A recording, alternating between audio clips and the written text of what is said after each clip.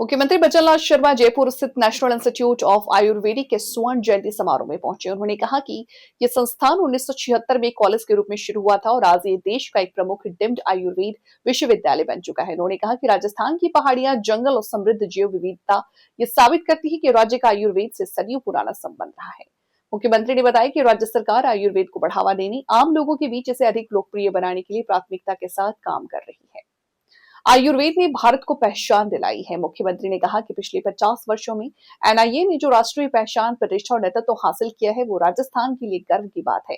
उन्होंने बताया कि यह संस्थान के शिक्षा, प्रशिक्षण, अनुसंधान और रोगी देखभाल के चारों क्षेत्रों में बेहतरीन काम किया। मुख्यमंत्री बचनलाल शर्मा ने कहा कि आयुर्वेद और योग ने भारत को दुनिया में एक मजबूत पहचान दिलाने में अहम भूमिका निभाई है। उन्होंने ये भी कहा कि आयुर्वेद में मौसमी बीमारियों और उनके इलाज का गहरा और प्रभावी ज्ञान मौजूद है। कौन सी बीमारी का आना होगा जिससे परेशानी होगी। हम ये भी जानते हैं कि कौन से महीने में शरीर के अंदर पानी की कमी रहती है, जिसमें पानी ज्यादा पी करके हम उसको ठीक कर सकते हैं। हम बदलते हुए समय में कौन सी बीमारी होती है, इसको भी हम जानते हैं।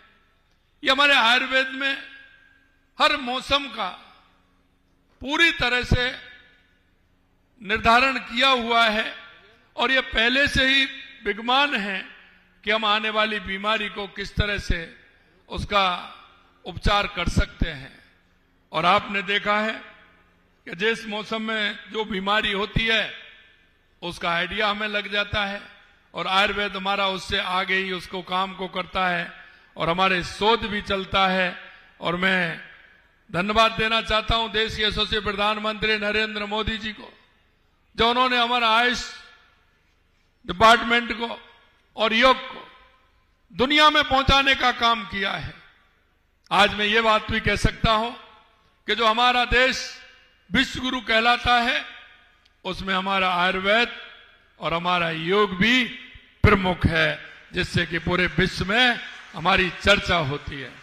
मित्रों, मैं ये भी आपसे कहना चाहता हूं कि वेदों में विशेषकर अथर्ववेद में आयुर्वेद के बीज मिलते हैं।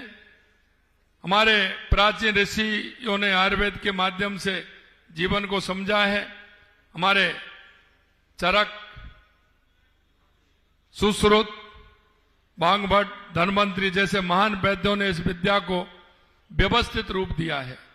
चरक संहिता में कहा गया है कि शरीर माग्यम खलु धर्म साधनम, अर्थात शरीर धर्म का प्रथम साधन है। बिना स्वस्थ शरीर के ना धर्म को प्राप्ति हो सकती है, ना अर्थ की, ना काम की, ना मोक्ष की। यह श्लोक आयुर्वेद के मूल दर्शन को प्रकट करता है। स्वास्थ्य ही जीवन का आधार है। यह शरीर, मन और आत्मा को एक समग्र इकाई मानता है और सुश्रुत को जो आज पूरा विश्व शल्य चिकित्सा का जनक मानता है, पंचकर्म, रासायन चिकित्सालय, दिनचर्या, ऋतुचर्या, ये सब आयुर्वेद के ऐसे सिद्धांत हैं जो आज के तेज रफ्तार में और भी प्रशंसित हो जाते हैं। साथियों, माननीय प्रधानमंत्री नरेंद्र मोदी जी की दूरदर्शी सोच, आयुर्वेद को विज्ञान सम्मत वैश्विक और भविष्य उन्मुख स्वास्थ्य व्यवस्था के रूप में स्थापित करना, उनका स्वप्न है heal in India, heal by India, यानी भारत में उपचार और भारत के द्वारा उपचार। यह माननीय प्रधानमंत्री जी के नेतृत्व में होगा। प्रधानमंत्री जी के नेतृत्व में भारत सरकार ने आयुर्वेद को वो सम्मान और महत्व दिया है जिसकी ये विद्या हकदार थी। एक अलग आयुष मंत्रालय की स्थापना की गई। यह एक ऐतिहासिक कदम था। इससे पहले आयुर्वेद को यह संस्थागत सहयोग नहीं मिल पाता था जो इसके विकास के लिए जरूरी था। आयुष मंत्रालय के गठन से आयुर्वेद, योग, यूनानी, सिद्ध एवं होम्योपैथिक जैसी पारंपरिक चिकित्सा पद्धतियों को नई ऊर्जा मिली है।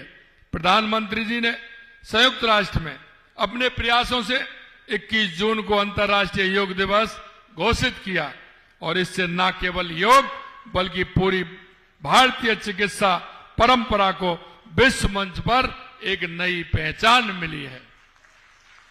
आयुर्वेद संस्थान में निवेश बढ़ाया गया, आयुर्वेद संस्थान का विस्तार किया गया। कोविड 19 महामारी के दौरान भी आयुष क्लॉथ च्यवनप्राश और गिलोय जैसी आयुर्वेदिक औषधियों ने लाखों लोगों को रोग प्रतिरोधक क्षमता बढ़ाने में अहम भूमिका निभाई थी।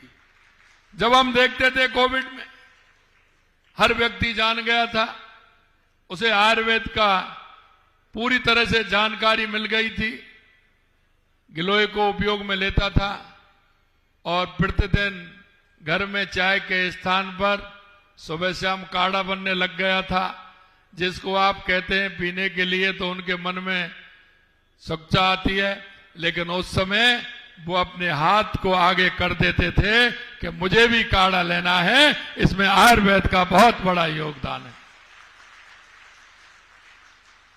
हमारी राज्य सरकार ने भी हमेशा आयुर्वेद के संवर्धन और उसके जन स्वास्थ्य में व्यापक उपयोग को प्राथमिकता दी है।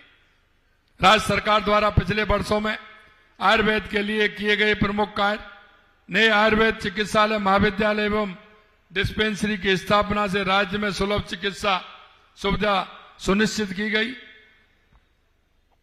स्नातक स्नातकोत्तर सीटों में वृद्धि, आधुनिक लैब, ड्रग स्टैंडर्डाइजेशन यूनिट, शिक्षण फार्मेसी को सुदृढ़ किया गया।